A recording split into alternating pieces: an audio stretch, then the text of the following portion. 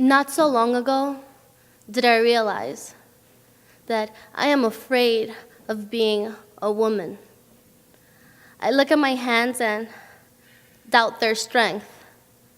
I think of my legs and question, am I fast enough? I feel my hair and I think it is dangerously too long. At the age of 6, I saw the same questions running through my mother's eyes. My mother sitting on the couch, rubbing Vicks on her bruised thigh, and my father wiping her tears away, saying, "I'm sorry, I did not mean to hit you so hard. I promise that will not happen again." He was right. The next time the bruise was on her arm, and the time after that, it covered half of her face. She was never strong enough, she was never fast enough, and her hair was always dangerously too long. For me, domestic violence is not another ad in a Super Bowl commercial. It is not another story for a catchy rap song. Domestic violence is the reality. During President Obama's It's On Us campaign, which aims to end domestic violence and sexual assault, he says it best. It is not okay, and it has to stop. So many of us think that domestic violence is an issue that does not affect us, or is a massive issue that we cannot solve. But we must remember that massive issues are made of small, various issues, and that perhaps we can create that safe environment for our mothers, daughters, nieces, colleagues, best friends, Hamilton students, or me. We can't forget that women are not alone in this battle. Men are also subjected to domestic violence abuse. But I am a woman, and right now, that is the only experience I can share. Data from Save Horizon Domestic Violence Organization makes it clear that domestic violence is the reality for 1 in 4 women. I have 4 sisters.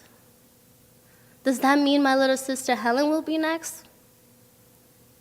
Or will it be me? I am afraid of being a woman because we are 85% of domestic violence victims.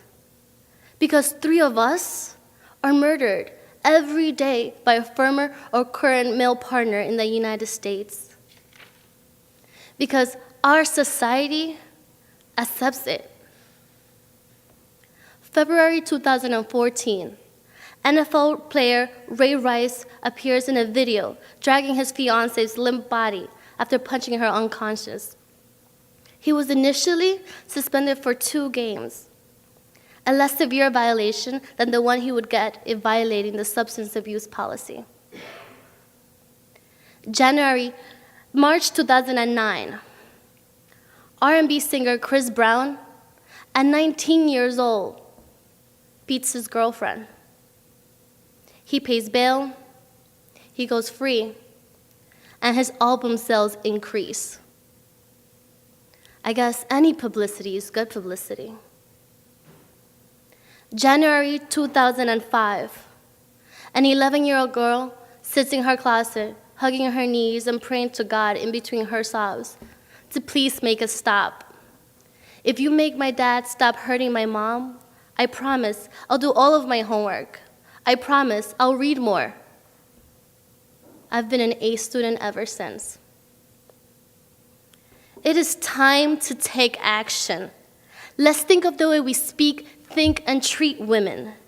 Domestic violence is a system of oppression, and it is up to us to dismantle it. Let's take that first step to go to a women's center meeting on campus. Let's turn off that TV or skip that song that promotes this horrible system. 17 minutes or 9.7 miles away from this chapel, we can start making a difference in our community by going to the Mohawk Valley YWCA Domestic Violence Organization. I have been there, and I've seen these women, and sometimes they need someone who understands that it is more than just leaving him or changing your telephone number.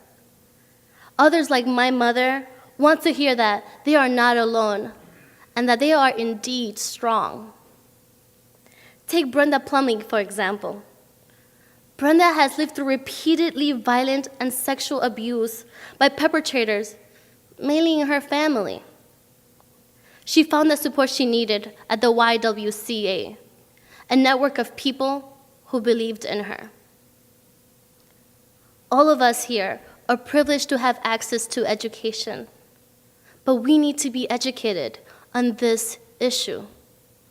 I hope you join me in activities in our community that make a difference in the lives of domestic violence victims. I no longer want to be afraid. Thank you.